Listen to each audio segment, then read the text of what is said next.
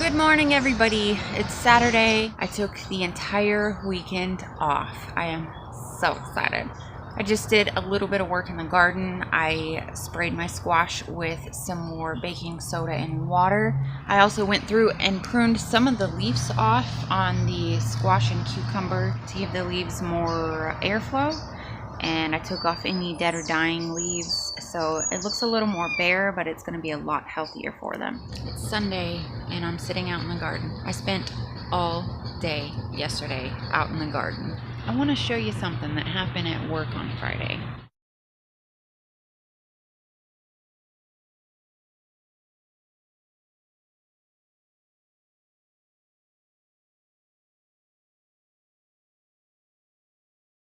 So in that clip, you see a young boy walk past with his father. His father is a semi-regular customer. He's always been a nice guy. I'd noticed that my tips were gone, and I went back and looked at the footage on the camera, and that's when I saw the kid take my tips. He and his dad ended up coming back into the store later that day. My general manager called the kid out and she told him that we had it on camera, we had it on film, and then I walked out there and looked him straight in his eyes, and I felt really bad. I felt really bad for him. His dad actually made him pay back double what he took from our tip jar. So good parenting, I guess. Maybe the kid learned a lesson, hopefully.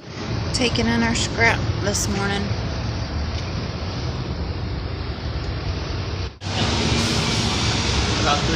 Alright, so we went to the scrapyard. I did not get to show you everything that we turned in. You see my toilet right there? Because the guy was too fast. But we did find, what was it, 61 pounds of brass. We were driving early one morning. It was like 6:15 in the morning. Still kind of dark outside.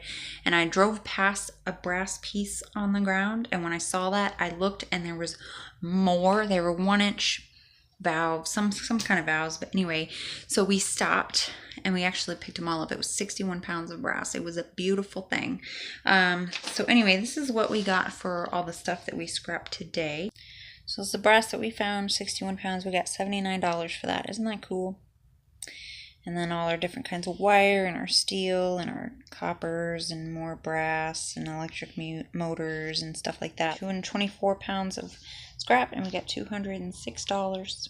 Which we used to get groceries this evening because we haven't been grocery shopping in 2 weeks. Money's been way too tight.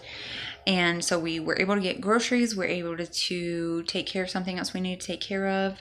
And I actually got to go to a thrift store today and pick out a few items that I'm going to resell because I've recently put Mercari back on my phone, which is an app that I used to use to sell things all the time. And I kind of fell out for a while, but I got really excited looking through the app, looking through the sold items and things like that. So I think I'm going to give it another shot. I want to show you guys what I got today at the thrift store. I spent a total of $11.80. One of the things I picked out is this small men's button-up shirt, and it's got a bicycle print on it, which I really like. It's by Thomas Dean, which is it's a nice brand of shirts. This looks brand new, never worn. I wish it had a pattern on the inside as well, like a lot of their long sleeve shirts do, but I don't know. I just really liked the quirky kind of pattern, and it was $4.49 today, so I went ahead and picked that up. So the next thing I picked out is this very basic horizontal striped shirt with the curved hem, which I really like. I think it's very flattering for those of us who have a little bit wider hips. It's also a 3/4 sleeve, which I like as well. It's very comfortable. I tried it on because I figured if I can't sell it, at least I'll like it and I can wear it. And it was only $2.29. The brand I've never heard of is Zenana Outfitters. I don't know the size or anything because the other tag was taken off, but I thought it was pretty cute. The last clothing item that I picked out is this really adorable blouse by Faith and Joy Los Angeles. Again, I've never heard of them. It's a size large, but I tried it on again. It fits me very nicely. It's also $2.29. It also has the curved hem, and this is slightly shorter than a 3/4 inch sleeve, I believe, maybe half or something like that, but it is absolutely adorable on me. So once again, if it doesn't sell, it does have 2 fully functioning pockets up front. If it doesn't sell, I am definitely going to keep it for myself. I would have to get something to go underneath it because it is quite see-through, but it is so incredibly soft. I really like this shirt. The last thing I picked up, I could not believe when I saw it. It was just sitting in a little cart in the bric-a-brac section. They hadn't put it out yet. And when I saw it and I grabbed it, I assumed that it's just going to be an empty case, right? Well, at that. Look at it. Look at it. A brand new palette, never used. Mirror protector still on that. Brush protector still on it. It's never been swatched or anything. Guess how much I paid for that?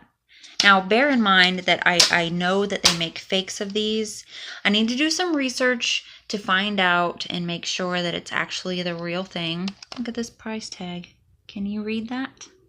$1.99. I'm going to check it out and make sure it's the real thing. And if it is, I will be reselling this as well, because even though I've always kind of wanted a naked palette or something from Urban Decay, there's nothing that special to me about the colors in here.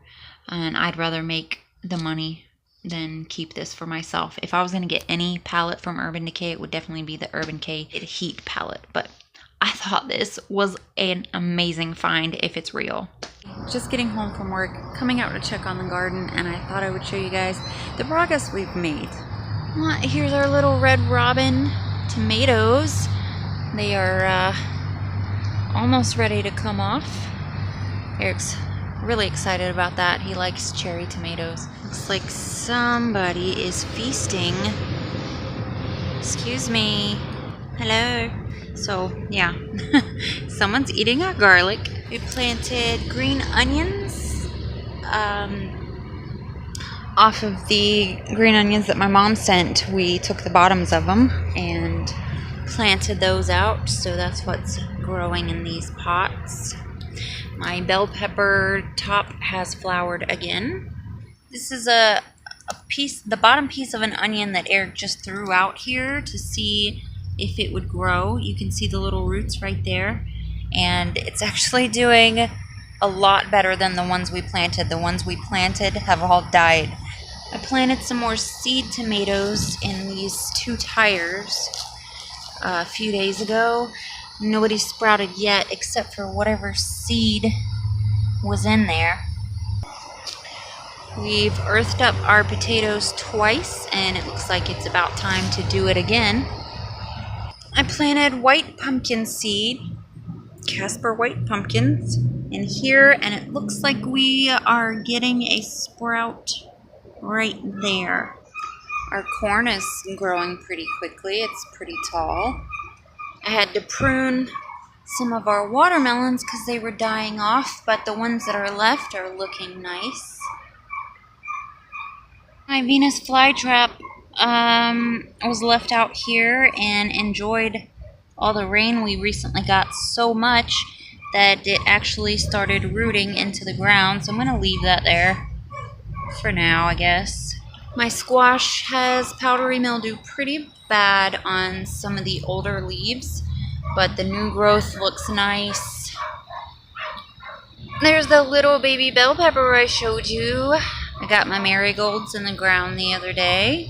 We're having some issues with our squash shriveling on the vine, which I read is a sign of poor pollination, so we're going to need to fix that. I've been finding a lot of squash bugs lately.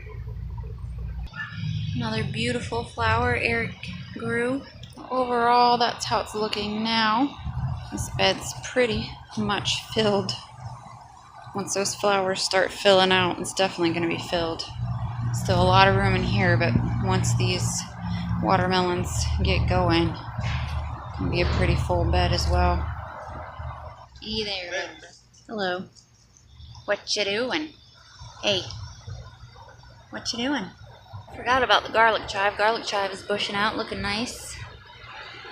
Rosemary's getting tall. Just found this guy in our potato bin.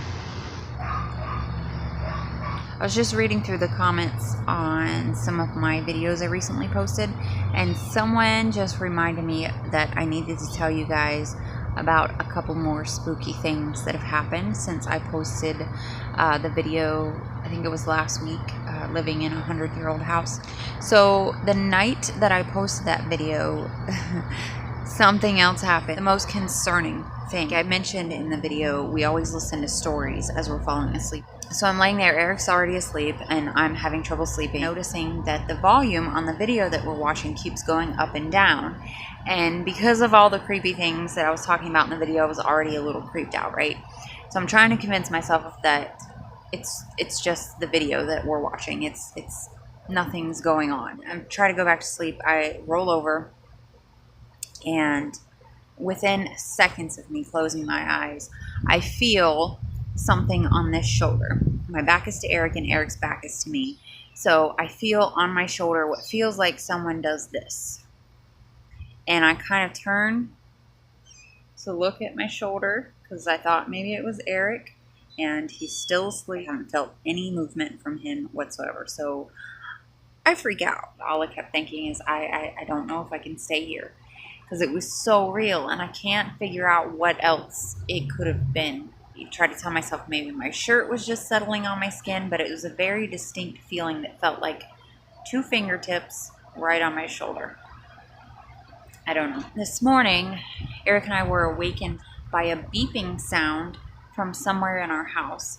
It was still dark outside. We don't have any alarms other than our cell phone alarm clocks to wake us up in the morning. I believe we tested the fire or the smoke detectors that are in our house, and I'm pretty sure that I remember that they didn't work, which reminds me that I need to get batteries for them because that's kind of important. Eric gets up out of the bed to go see where this beeping is coming from because he thought it was a smoke detector and he was concerned about a fire. And as soon as he walks out of our bedroom door, the beeping stops. And he walks around the house to check everything, and he wakes up his son and asks him if he heard anything, and he didn't. And I'm just laying in bed waiting for him to come back and tell me what it was. He didn't say anything, so I went back to sleep. And when I got up about 40 minutes later, he told me that he thought it was the smoke detector. But like I said, I think when we first moved in, we checked them and they were not working. So I don't know what that was. Alright guys, I guess that's it for this video. I hope you enjoyed. And thank you so much for watching and for being here. And I will see you next time.